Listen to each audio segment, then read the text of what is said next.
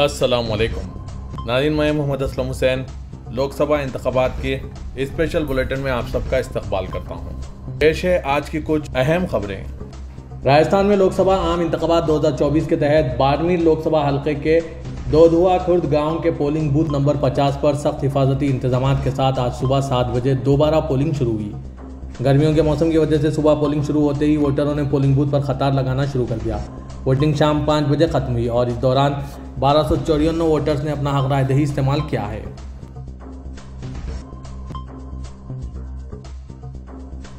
वज़ीर-ए-आज़म नरेंद्र मोदी ने कहा है कि 10 साल पहले की कांग्रेस की मरकजी हुकूमत के गुनाहों को कोई नहीं भूल सकता। हर चंद दिन बाद हजारों करोड़ रुपए का एक घोटाला सामने आता था। मुल्क के बड़े शहरों में बम धमाके होते थे। इस मरतबा इंडिया इत्तेहाद 5 साल में 5 वज़ीर-ए-आज़म का फार्मूला लेकर आया है। ये तस्वुर कीजिए कि इख्तियार मिल गया तो क्या होगा। अगर हर साल एक नया वज़ीर-ए-आज़म आया तो मुल्क का क्या बेहतर हो सकता है। एक आर तेलंगाना को लूटता है और दूसरा आर दिल्ली में वसूल करता है। वज़ीर-ए-आज़म नरेंद्र मोदी ने वारंगल जिले में जलसे से खिताब करते हुए कहा कि आज अवाम के सामने विकसित हिंदुस्तान और विकसित तेलंगाना का ख्वाब है। दुनिया में हर जगह अदम इस्तेकाम, बदआमनी और बहरान है। ऐसी सूरत हाल में क्या मुल्क की कमान गलत हाथों में दी जा सकती है। इसलिए मुल्क कह रहा है कि फिर एक बार मोदी सरकार। मोदी ने कहा कि तीसरे मरहले के इंतखाबात के बाद 2 चीज़ें वाज़ेह हो गई है। पहली, अवाम एनडीए के विजय रथ को तेज़ रफ्तारी से आगे ले जा रहे हैं। दूसरा, कांग्रेस मुहदिब अदसे से अपनी नशिस्तों को ढूंढ रही है। मोदी ने कहा कि अवाम के जोश खरोश को देखकर आज वो एक और बात कह सकते हैं कि चौथे मरहले में कांग्रेस को अपनी सीटें तलाश करने के लिए माइक्रोस्कोप का इस्तेमाल करना पड़ेगा।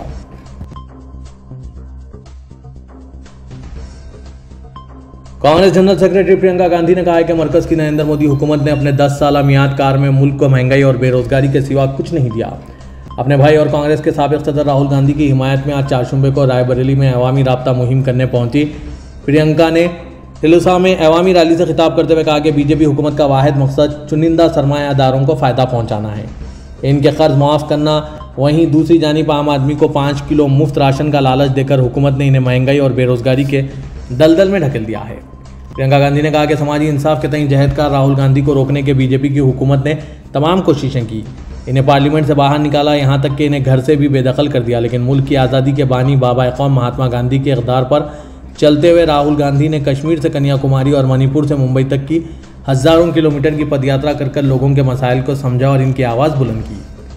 प्रियंका गांधी ने कहा कि साल 2014 से पहले कांग्रेस की हुकूमत ने महंगाई और बेरोजगारी की मार से अवाम को बचाने के लिए तमाम स्कीमात चलाएं, लेकिन मौजूदा हुकूमत सिर्फ चंद सरमायादारों के लिए स्कीमात चला रही है।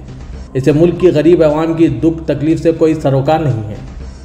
खाद बीज महंगे हो रहे हैं, मुल्क का किसान परेशान हाल है, वहीं मजदूरों के पास कोई काम नहीं है। उन्होंने कहा कि लाखों की तादाद में सरकारी जायदादें खाली होने के बावजूद हुकूमत नौजवानों को रोजगार के लिए तरसाते हुए अग्निवीर स्कीम लाकर हुकूमत ने सरहद के तहफ़्फ़ुज़ करने वाले नौजवानों का मुस्तकबिल भी तारीकी में डाल दिया है।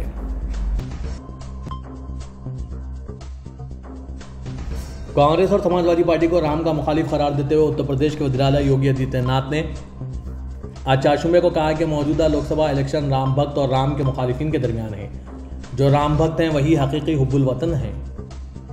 घाटमपुर वाक़े पतारा रेलवे स्टेशन मैदान में अकबरपुर लोकसभा सीट के उम्मीदवार देवेंद्र सिंह भोले की हिमायत में इंतखाबी रैली से खिताब करते हुए योगी आदित्यनाथ ने कहा कि 3 मराहिल के इलेक्शन होने के साथ ही मुल्क के निस सीटों पर वोटिंग हो चुकी है। पूरे मुल्क में एक ही आवाज़ गूंज रही है, फिर एक बार मोदी सरकार, अब की बार 400 पार। योगी ने कहा कि इस नारे ने ऐसा जादू किया है कि अपोजिशन के चारों खाने चित हो गए हैं। जब इन्हें कुछ नहीं समझ आ रहा था तो भारत के खिलाफ साजिश में मुलविस हो गए हैं। उन्होंने कहा कि अपोजिशन के बयानात को पढ़ने से वाज़ेह हो चुका है कि इलेक्शन राम भक्त और राम के मुखालिफिन के दरमियान है। वज़ीर-ए-आला उत्तर प्रदेश ने कहा कि अकबरपुर का नाम ऐसा है कि इसे बार बार बोलने में झिझक महसूस होती है। सब बदल दिया जाएगा। हमें गुलामी के दाग मिटाने और इसके विरसे की इज्जत करनी चाहिए। इस खित्ते को तरक्की के धारे से जोड़ना होगा। इसके लिए मुल्क में जो मुहिम शुरू की गई है इसमें हमें भी एक वोट के साथ हिस्सा लेना होगा। उन्होंने कहा कि यह सिर्फ हुकूमत बनाने का इलेक्शन नहीं है। एक तरफ नरेंद्र मोदी की क़यादत में मुल्क एक नए और खुद इन्हिसार हिंदुस्तान के तौर पर कायम हो रहा है, तो दूसरी तरफ राम के मुखालिफिन हमें ज़ात पात और इलाके के नाम पर लड़ाने की कोशिश कर रहे हैं। भारतीय जनता पार्टी के लीडर व रुकने पार्लियामेंट विजय भाभुर के बेटे ने गुजरात के दाहोद में पोलिंग बूथ को हाईजैक कर लिया और इस पूरे वाक़े की लाइव वीडियो शेयर किया। बाद में बीजेपी लीडर के गुंडे बेटे ने इस वीडियो को सोशल मीडिया प्लेटफॉर्म पर से डिलीट कर दिया। मीडिया रिपोर्ट्स के मुताबिक भगवा जमात के लीडर के बेटे पर इल्ज़ाम है कि उसने पोलिंग बूथ पर मौजूद अहदेदारों से बदसलूकी भी की और अपने साथियों के साथ मिलकर भगवा जमात के हक़ में बोगस वोटिंग की। वादरे के इस पूरे मामले पर गोदी मीडिया खामोश तमाशाई बनी हुई है। यही वाक़या अगर कोई दूसरी अपोजिशन जमात के लीडर कायदीन के बेटे करते तो अभी गोदी मीडिया हंगामा खड़ा कर देता। इस मरतबा के इलेक्शन में भगवा जमात खुलेआम गुंडागर्दी पर उतर आई है। आए दिन हिंदू मुस्लिम नफरत अंगेज तकारीर के जरिए मासूम अवाम में नफरत पैदा करने की कोशिश की जा रही है। भगवा जमात के कदावर लीडर दिन ब दिन मुसलमानों के खिलाफ खुलेआम जहर उगल रहे हैं। मरकजी वज़ीर दाखिला अमित शाह ने आज चारशंबे के रोज कहा कि अगर अपोजिशन जमातों का इत्तेहाद इख्तिदार में आता है तो अयोध्या में राम मंदिर में बाबरी ताला लगाया जाएगा। लखीमपुर खेरी में एक रैली से खिताब करते हुए अमित शाह ने Samajwadi party leader professor Ram Gopal Yadav के बयान का हवाला दिया, जिसमें उन्होंने कहा था कि राम मंदिर का मसला बेकार है। उन्होंने कहा कि राम गोपाल कहते हैं कि मंदिर बेकार है। मुझे याद रखें, हालांकि ऐसा नहीं होने वाला। अगर अपोजिशन पार्टियां इख्तिदार में आई तो वह राम मंदिर पर बाबरी नाम का ताला लगाएंगे। अमित शाह ने राम मंदिर के मामले को 70 साल तक इल्तवा में डालने पर कांग्रेस पार्टी पर मजीद हमला किया।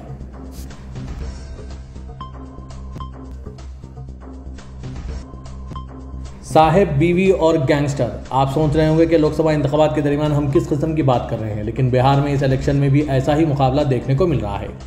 दरअसल ये मुकाबला बिहार की सैवान और मोंगिर सीटों पर है। इस बार इन दोनों सीटों से साबिक ताकतवर लीडरों की बीवियां मैदान में हैं। मोंगिर से गैंगस्टर अशोक मेहता की बीवी अनीता देवी मैदान में है। वो आरजेडी के टिकट पर इलेक्शन लड़ रही है। इसी वक्त जेडीयू के साबिक सदर राजीव रंजन उर्फ लल्लन सिंह भी इसी सीट से मैदान में है। मोंगिर को इनका गढ़ समझा जाता है। अगर हम सैवान की बात करें तो ये सीट आरजेडी के साबिक रुकने पार्लियामेंट मोहम्मद ने जीती है। इसे शहाबुद्दीन का गढ़ समझा जाता है। ताहम इस बार शहाबुद्दीन की मौत के बाद इनकी अहलिया हिना शहाब मैदान में है, लेकिन इस बार हिना ने 30 अप्रैल को आज़ाद उम्मीदवार के तौर पर अपना पर्चा नामजदगी दाखिल किया। हिना के आज़ाद उम्मीदवार के तौर पर मैदान में आने की वजह से जेडीयू और आरजेडी की मुश्किलात बढ़ गई है। तेलंगाना हुकूमत ने तमाम सरकारी मुलाजमीन को लोकसभा इंतखाबात और सिकंदराबाद कंटोनमेंट ज़मीनी इंतखाबात में हिस्सा लेने की इजाज़त देने के लिए 13 मई और 4 जून को बाउजरत तातील का ऐलान किया है। चीफ सेक्रेटरी ए शांति कुमारी ने जिला कलेक्टर्स और जिला इंतखाबी अफसरान को हिदायत दी है कि वो हुकूमत की हिदायत के मुताबिक 2 बाउजरत तातीलात पर अमलावरी करें। वाज़ेह के तेलंगाना में लोकसभा इंतखाबात 13 मई 2024 को एक ही मरहले में होंगे, जबकि लोकसभा इंतखाबात के तमाम हलकों के वोटिंग की गिनती 4 जून को होगी। रियासत में गर्मी की लहर के पेश नज़र 12 लोकसभा हलकों में पोलिंग का वक्त सुबह 7 बजे से शाम 6 बजे तक मुकर्रर किया गया। सिकंदराबाद कंटोनमेंट असेंबली हल्के में जो मलकाजगिरी लोकसभा सीट का हिस्सा है, वोटरों को 13 मई को वोट डालने होंगे, एक लोकसभा इंतखाबात के लिए और दूसरा सिकंदराबाद कंटोनमेंट असेंबली हल्के के ज़मीनी इंतखाबात के लिए। इसकी वजह से ये है कि सिकंदराबाद कंटोनमेंट सीट बीआरएस रुकन असेंबली लासिया की एक सड़क हादसे में मौत हो गई थी। इसके बाद ये सीट खाली हो गई थी, जिस पर 13 मई को ज़मीनी इंतखाब मुकर्रर है।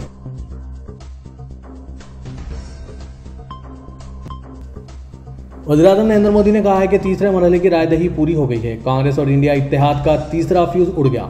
अभी 4 मरहलों की रायदही बाकी है। अवाम के आशीर्वाद से बीजेपी और एनडीए का विजय रथ तेजी से आगे बढ़ रहा है। मोदी ने कहा कि तेलंगाना से दिल्ली तक डबल आर टैक्स के काफ़ी चर्चे हैं। इस डबल आर टैक्स को तेलंगाना का बच्चा बच्चा जानता है। मोदी ने कहा कि चंद दिन पहले तेलुगु जबान में एक फिल्म ट्रिपल आर रिलीज हुई थी। किसी ने इनसे कहा कि डबल आर ने ट्रिपल आर को पीछे छोड़ दिया। फिल्म ट्रिपल आर ने 1000 करोड़ का कारोबार किया है, ताहम डबल आर टैक्स की इस तरह की वसूली सिर्फ चंद दिनों में कर ली है। मोदी ने कहा कि कांग्रेस का शहजादा गुज़िश्ता 5 साल से सुबह उठते ही एक ही माला जपना शुरू कर देता है। जब से इनका रेफा मामला ख़त्म हो गया तो उन्होंने 5 साल से 5 सनतकारों की नई माला जपना शुरू कर दिया। फिर इसके बाद कहने लगे कि अंबानी अडानी, लेकिन जब से इंतखाबात का ऐलान हुआ है उन्होंने अंबानी और अडानी को गाली देना बंद कर दिया है।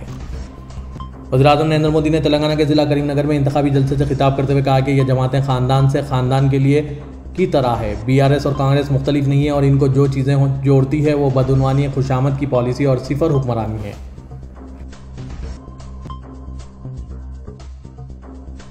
भारत राष्ट्र समिति यानी बीआरएस के कारगुजार सदर केटी रामाराव ने फर्जी सर्कुलर केस में तेलंगाना के वज़ीर-ए-आला रेवंत रेड्डी को एक चैलेंज जारी किया और इनसे ये साबित करने को कहा कि उस्मानिया में हॉस्टल्स और मेस की बंदिश से मुतालिक सर्कुलर यूनिवर्सिटी असली और बीआरएस के सोशल मीडिया कन्वेनर माने कृष्णक ने जो पोस्ट किया है वो गलत है। अगर आप माहिरीन की मदद से ये साबित कर सकते हैं तो मैं जेल जाने के लिए तैयार हूँ, अगर नहीं तो आपको करना पड़ेगा। केटीआर ने कृष्णिक से जेल में मुलाकात के बाद आज चारशुम्बे को चंचलगुड़ा जेल के बाहर एक प्रेस मीटिंग से खिताब करते हुए ये बात कही। केस को गैर संजीदा करार देते हुए केटीआर ने इल्ज़ाम लगाया कि रेवंत ने उस्मानिया यूनिवर्सिटी के होटल और मेस के चीफ वार्डन की तरफ से जारी करदा सर्कुलर को जाली बनाया। कमिश्नर पुलिस हैदराबाद श्रीनिवास रेड्डी ने इंकशाफ किया है कि शहर हैदराबाद के 383 पोलिंग स्टेशनों को अमन व अमान के मुमकिन मसाइल की वजह से नाजुक करार दिया गया है। मजीद बराम 1050 पोलिंग बूथ हसास समझे जाते हैं। फौरी तौर पर कानून नाफिज करने वाले खदशात के पेश नज़र नहीं बल्कि मुख्तलिफ पैरामीटर जैसे कि तारीखी वोटिंग के रुझानात और बेज़ाब्तगियों की मिसालों की बुनियाद पर इसे हसास समझा जा रहा है। D Ronald Ross Hyderabad district election officer और GHMC कमिश्नर ने एक प्रेस ब्रीफिंग के दौरान दर्जाबंदी के अमल की वजाहत की।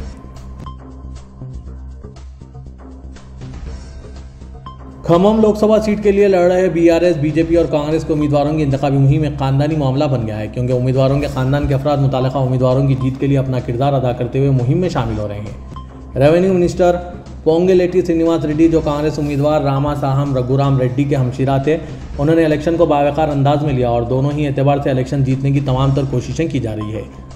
श्रीनिवास रेड्डी के भाई पोंगुलेटी प्रसाद रेड्डी और इनकी बीवी श्री लक्ष्मी श्रीनिवास रेड्डी की बीवी माधुरी ने भी घर घर जाकर रघुराम रेड्डी के लिए वोट मांगने की मुहिम में शमूलियत अख्तियार की।